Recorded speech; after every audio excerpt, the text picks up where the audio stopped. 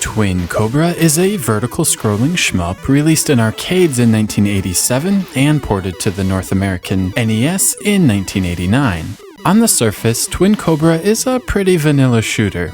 You pilot a helicopter through various battle zones, taking out enemy tanks, planes, and ships.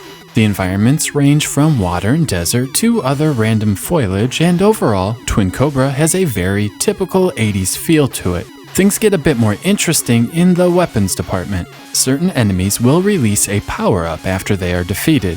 Sometimes this is a color-changing circle. Each color represents a different weapon. While the standard shot is fairly powerful, the spread is somewhat limited. The blue weapon offers a much better spread at the expense of power. In addition to 4 different weapons, these can each be upgraded by collecting an S power-up. But of course, when you die, you lose everything and start back with the standard weapon and no upgrades. Twin Cobra is actually fairly forgiving when you die, and you pick up close to where you left off. Unfortunately, no consideration is made for spawning enemies, and sometimes you'll die almost immediately after spawning as you are overwhelmed with foes. You also have bombs that do a great job of clearing out incoming fire along with the source of said fire. In a lot of ways, Twin Cobra feels a lot more modern than its age suggests. Many of the same traits that are commonplace in shmups from the 90s are present here. You'll find yourself hovering back and forth across the screen, sweeping enemies. You'll often spend a lot of time avoiding a power-up until it turns the color you're looking for. You'll experience dread when you accidentally get an item you don't want, and of course you'll often risk it all to try and grab an upgrade even though it's obviously impossible at that given moment. Twin Cobra feels modern in other ways as well. Bullets on the screen are all large, rather than single pixels, and your hitbox is slightly smaller than the helicopter, allowing you to squeeze through waves of bullets that you shouldn't really fit through. That said, Twin Cobra does have a few issues. The frame rate is somewhat choppy, and the movement of your ship suffers as a result. I also found myself annoyed with the movement of the enemy helicopters. Instead of continuing off the screen, they loop back around and continue their assault indefinitely. This isn't much of a problem when you are fully upgraded, as you'll likely destroy them on their first pass.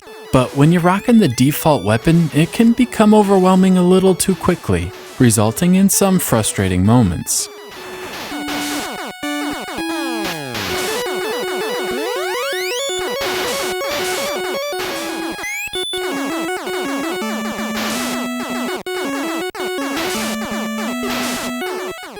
From a technical standpoint, Twin Cobra is above average.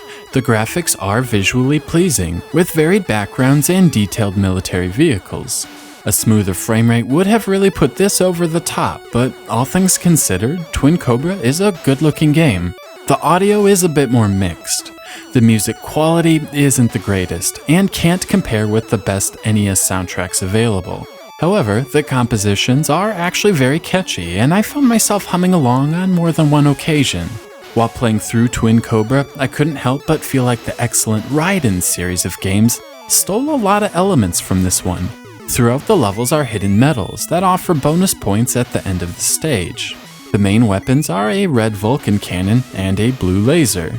The boss battles feature tough waves of bullets, and you pray they drive into your bomb blasts.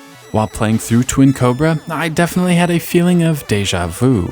Overall, Twin Cobra is a rather vanilla shooter, but I think that's why I enjoy it so much. I've seen everything the game has to offer many times before, often executed much better. But something about the 8-bit graphics, catchy chiptunes, basic enemy patterns, and simple weapon system is really appealing. Twin Cobra is one of those games you can really get into the zone with and just tune out the world. Sometimes vanilla is actually pretty good. 3 out of 5.